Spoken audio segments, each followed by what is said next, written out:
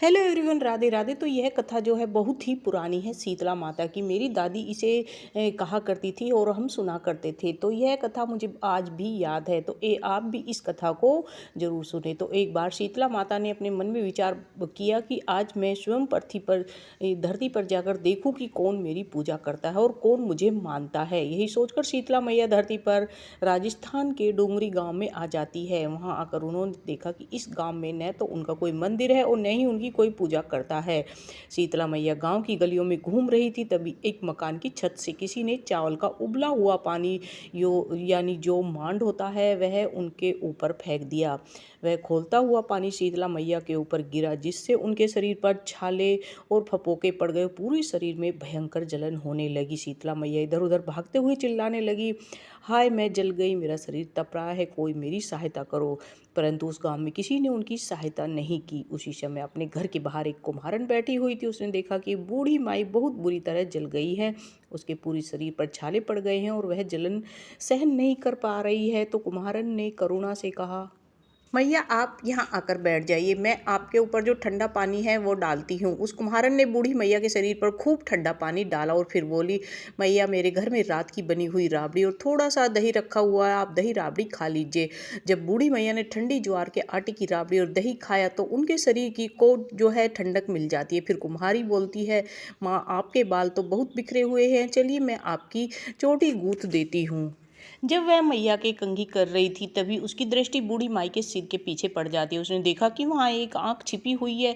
यह देखकर वह डर के मारे भागने लग जाती है। तभी बूढ़ी माई कहती है, रुक जा बेटी, डर मत, मैं कोई भूत प्रेत नहीं हूँ, मैं शीतला देवी हूँ। मैं तो धरती पर यह देखने आई थी कि कौन मुझे मानता है और कौन मेरी पूजा करता है।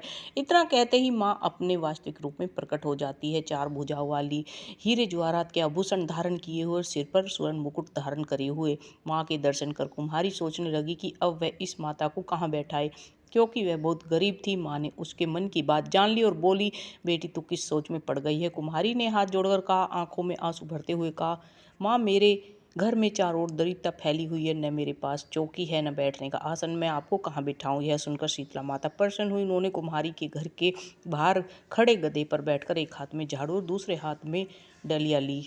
मैया ने झाड़ू से उस कुम्हारी के घर की सारी जो दरिद्रता है समेटकर डलिया में भर दी और उसे दूर फेंक दिया। फिर मैया ने कहा, बेटी मैं तेरी सच्ची भक्ति से बहुत प्रसन्न हूँ, अब तू मुझसे कोई भी वरदान मांग ले।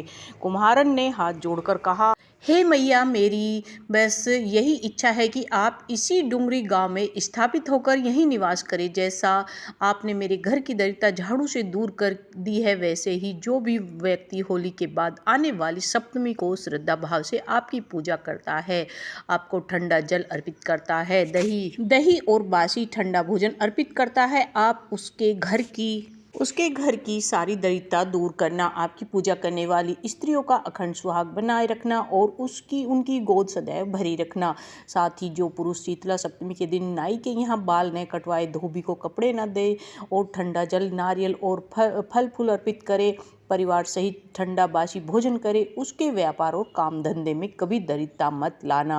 माता ने कहा, तथास्तु बेटी, तूने जो भी वरदान मांगे हैं मैं सब देती हूँ। साथ ही मैं तुझे यह आशीर्वाद भी देती हूँ कि धरती पर मेरी पूजा का मुख्य अधिकार केवल तुम्हारा यानी कुम्हार जाति का ही होगा। उसी दिन से डुंगरी गांव में शीतला माता की स्थापना हुई और उस गांव का नाम पड़ा सील की डुंगरी।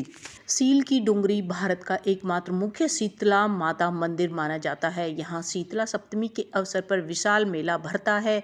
कहा जाता है कि इस कथा का पाठ करने से घर की दरिद्रता का नाश होता है और सभी मनोकामनाएं पूरी होती है। तो शीतला सप्तमी के दिन इस कथा को जरूर सुने।